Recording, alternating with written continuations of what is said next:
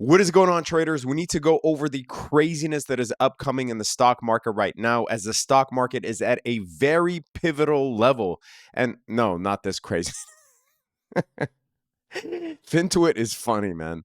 All right, we're talking about this. The S&P 500 is near a pivotal level, the 0.618 fib level. I will talk about why that's important. We also have a net record short position on S&P futures. This is the highest net short position on S&P 500 futures recorded ever. Now, right off the bat, this might look bearish, but I will tell you why you should probably think about this otherwise. We also have FOMC coming up next week. We have CPI coming up a day before FOMC.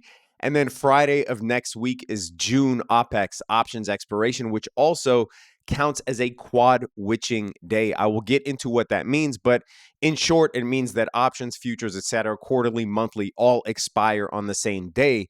And we have data on how the market reacts on June OPEX, right? On June OPEX, how the market normally reacts, how the S&P 500 reacts. And it's no secret that the S&P 500 right now is being dragged by technology. It's basically 8 stocks that is doing all the rallying. So I will tell you why I think that we might see a rotation in play, and maybe not a huge decline in tech stocks, but we will likely see a rotation in liquidity. Plus, if that is not enough, we are obviously recording this after the debt ceiling has been released, has been agreed upon. And because of that, we will now see $1 trillion, at least $1 trillion of new treasuries hit the market. And that is why you are seeing treasury prices declining and treasury yields steadily increasing.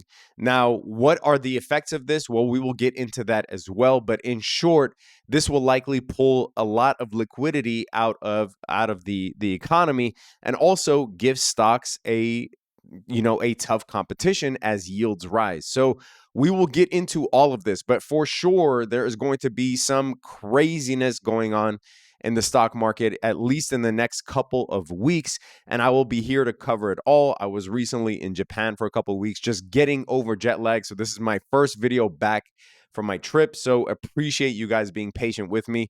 And towards the end of the video, I will give you my plays, how I'm positioning myself. I took a major play today against the backdrop of what is going on here. So you definitely want to check out the plays towards the end of the video and see how I'm generally positioning myself for what I perceive to be upcoming changes in the market. So let's get started. Let's take a look at the S&P 500 first.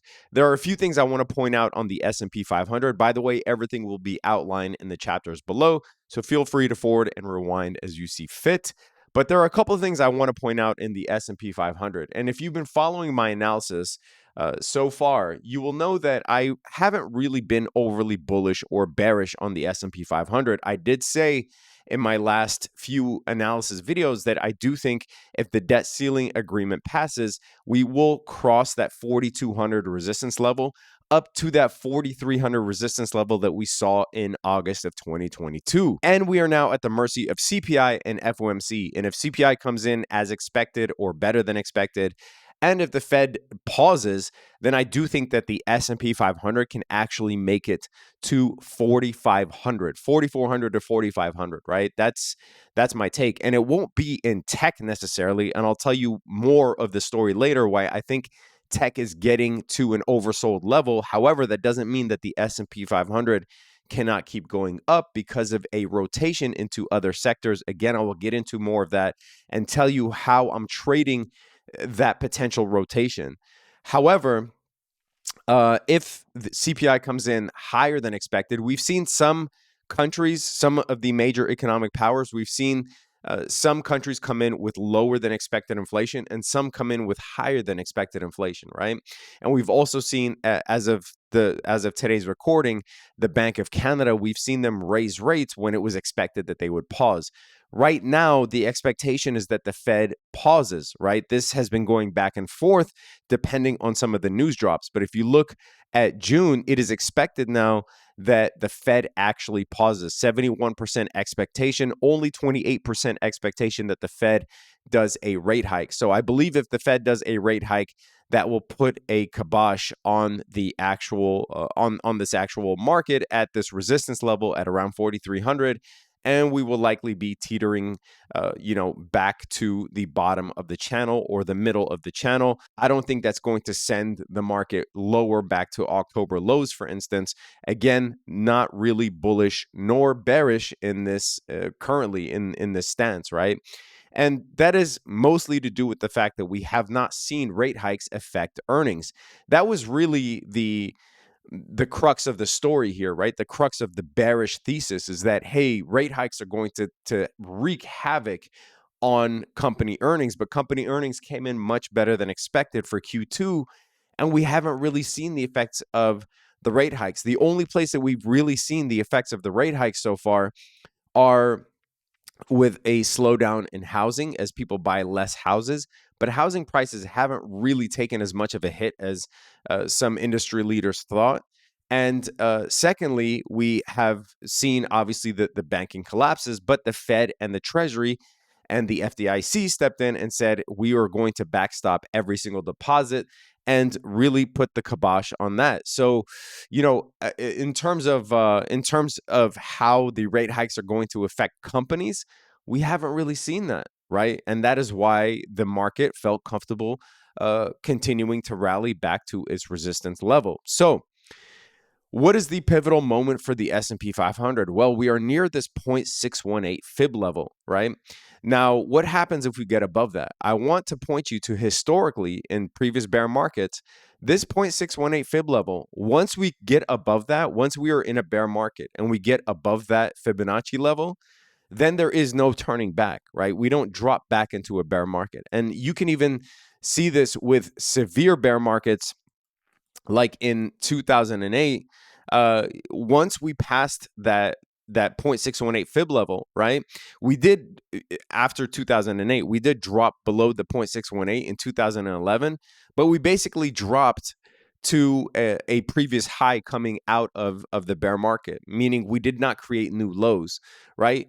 And once we got above that 0.618 fib level, that was basically the signal that this was the end of the bear market. Remember, it doesn't mean that we can't get back below it. It just means that we are likely not going to re-enter the bear market lows. Same thing with the worst crash in recent memory, which was actually the 2000 .com burst.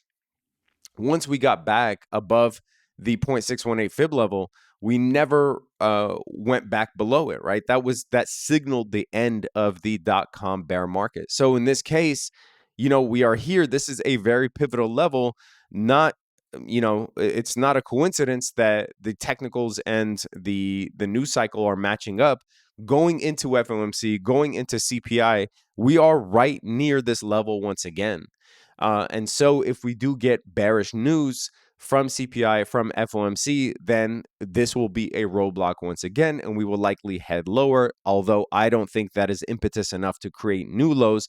I just think we will still be within this ugly channel that we've been in for over a year now, between 3,800 and 4,300. Now, barring bad news, here's why I think that we can actually get to that 4,500 level. And how is the S&P 500 going to get there? Let's take a look at the net shorts.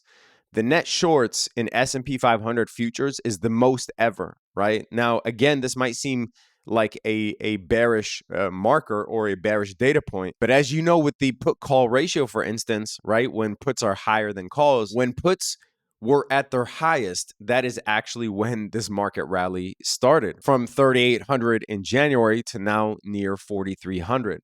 So this kind of works the same way, is that when shorts are at their highest, that tends to induce a lot of squeezes. And shorts actually have been at a record high for all of this year. And I think that part of the reason for this not only is because, it looks like earnings, Q1, Q2 earnings were not affected by the rate hikes, but also this is obviously the result of a lot of short squeezes. That's why you see companies like Nvidia, which were heavily shorted, just absolutely obliterate billions of dollars worth of shorts. Same as companies like Apple. A lot of people tried to short Apple, when it hit the top of this range. Actually, a lot of people were shorting Apple all the way back in the 150s. And you could see this insane rally that Apple has had. Same thing with Meta. Meta has had this insane rally. A lot of people tried to short it at this resistance level, and it just gapped up after earnings and kept going, right? So a lot of this has to do with the fact that we are seeing a ton of short squeezes. And again, barring bad news, I think that the capitulation of bears, meaning when bears finally give up and jump into stocks, right? That is usually going to be the top, or the point at which the market hits a top is when there is capitulation. Just like the other way around, when bulls capitulate on the way down is when they finally can no longer sustain the pain of holding these stocks, so they sell off at the bottom. Well, bears in the same way start buying at the tops, right? And again, barring any bad news, this is part of the reason why I think that the capitulation isn't done yet, because we have to see a lot of these shorts close. So I do think that in this case, we can see a rally to 4,500. Now, how will that come? Let's talk about the rotation. So looking at tech, this is isolating the tech sector of the S&P 500, right? So this is XLK. This means that this is only isolating the top tech stocks in the S&P 500. You could see that we are near all-time highs, and this is actually what has been dragging the S&P 500. As a matter of fact, I actually tweeted something. If you take a look at my Twitter here, by the way, follow me on Twitter for daily trading and finance content. I post a lot of plays and ideas and stuff on Twitter as well as on Instagram. You definitely want to follow me on both of those platforms. But I said here that 8 stocks, AMD, Apple, Microsoft, Google, Amazon, Nvidia, Tesla, Meta, Nvidia, we had a fire day trade earlier. I will go over that in a second. But these 8 stocks are basically up 80% since January, versus the S&P 500 alone is up only 19%. So that is the result of the technology stocks really dragging the entire stock market behind them. And speaking of Nvidia, we had a fire-ass Nvidia day trade earlier today.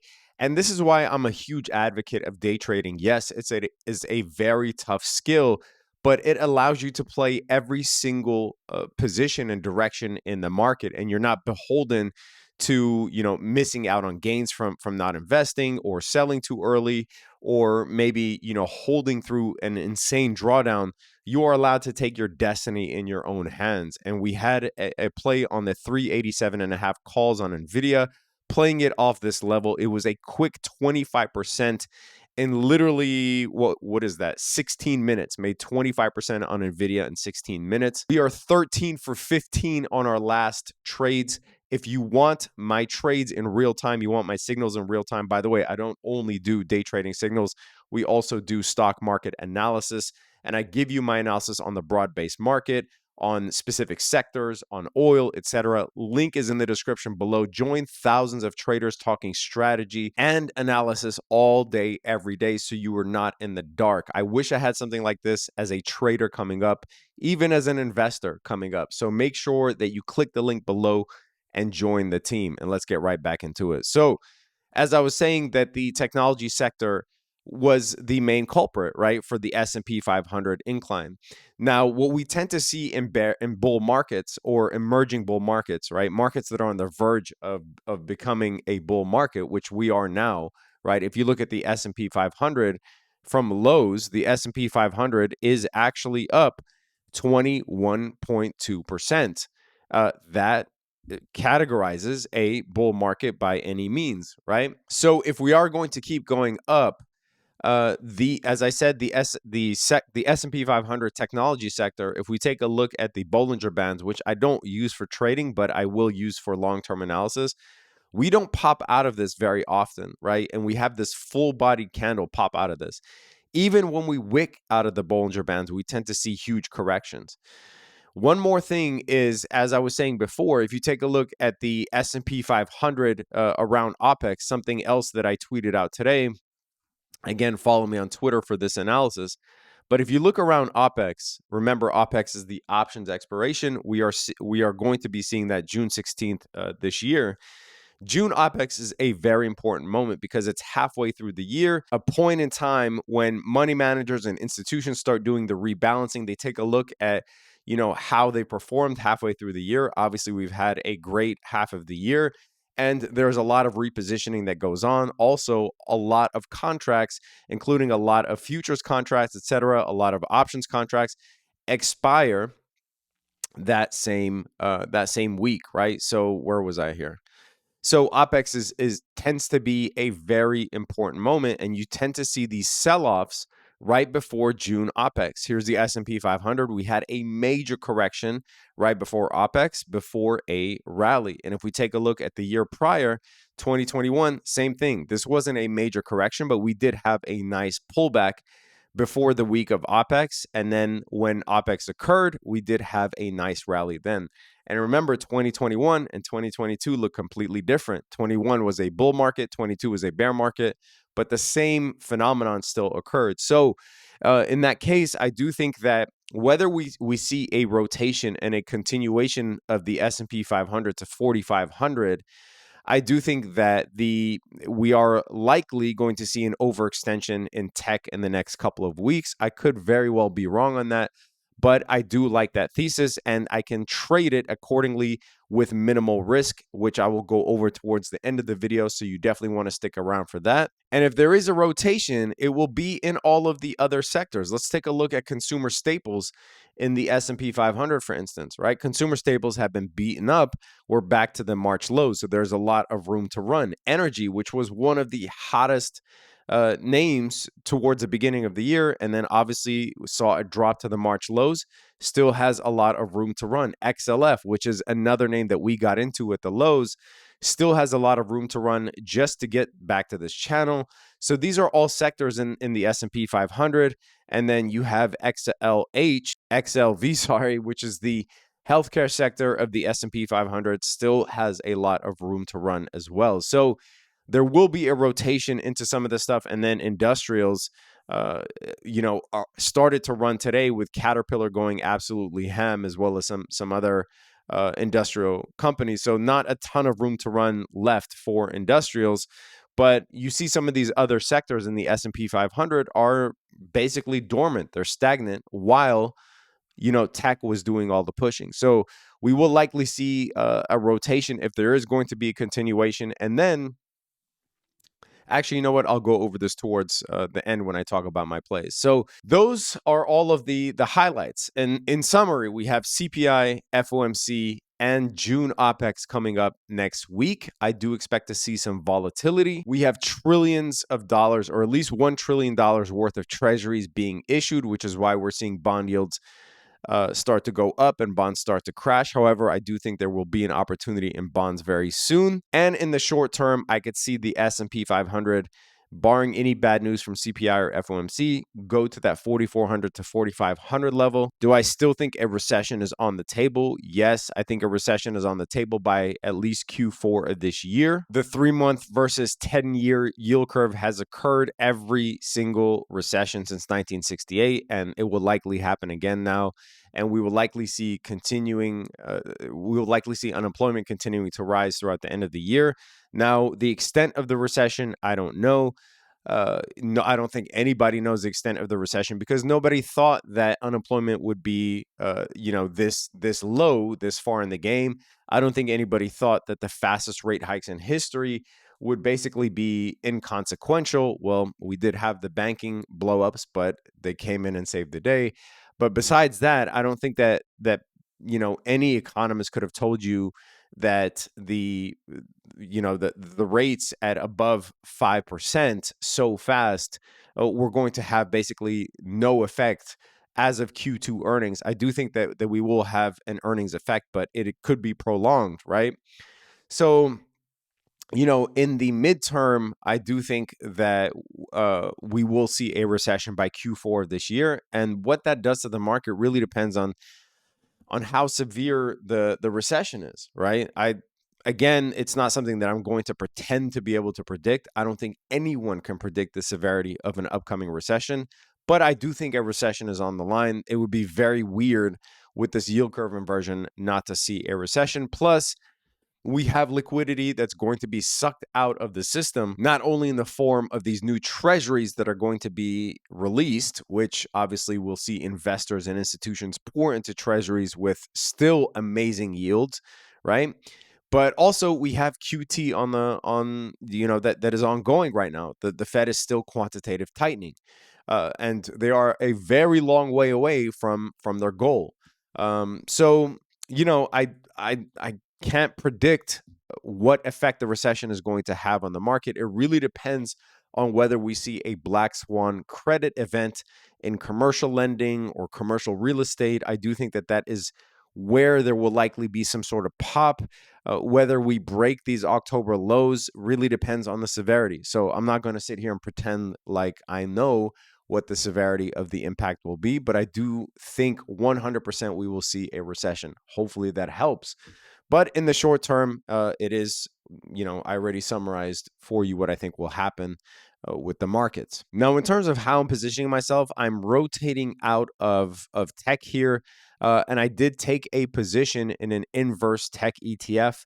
Now, I do have a tight stop limit on this. I sent this out today in the Academy, but I do have a tight stop limit on TECS, which is a bear ETF of the S&P 500 technology sector. So I have the details in the Academy where I set my stop, where I'm going to take profits, etc. I do think that after the extent of the issuance of these treasuries are known, that we will start to see yields go down again and treasuries start to go up. But until then, I'm not jumping back into treasuries, and I'm not likely going to do it until after next week surpasses, because I do think we have a very substantial amount of time to make a very lucrative play, a lot of money on these 2-year Treasury note futures, especially after the Fed pauses and cuts. I'm not saying they're going to pause and cut in June. I'm just saying when they pause, when they cut, we will likely see a sonic boom in the futures, right? In the Treasury futures. And again, members are going to get all of the details. So make sure you sign up below if you want to be privy to this potentially extremely lucrative play that I'm personally going to be taking and sending out. And lastly, I'm looking at the Russell 2000. This is the forgotten about index. These are the small caps.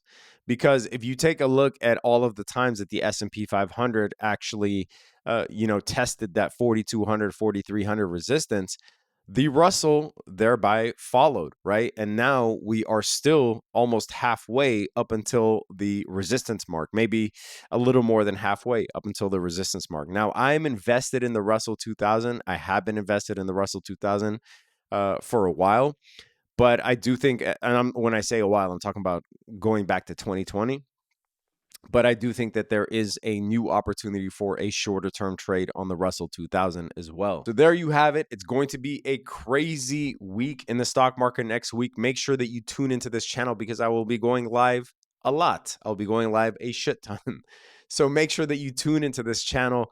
Also, make sure that you check out the plays, the analysis, etc. If you want access to the Academy, make sure that you apply below. You get access to all of the masterminds as well. We just had a mastermind call last night.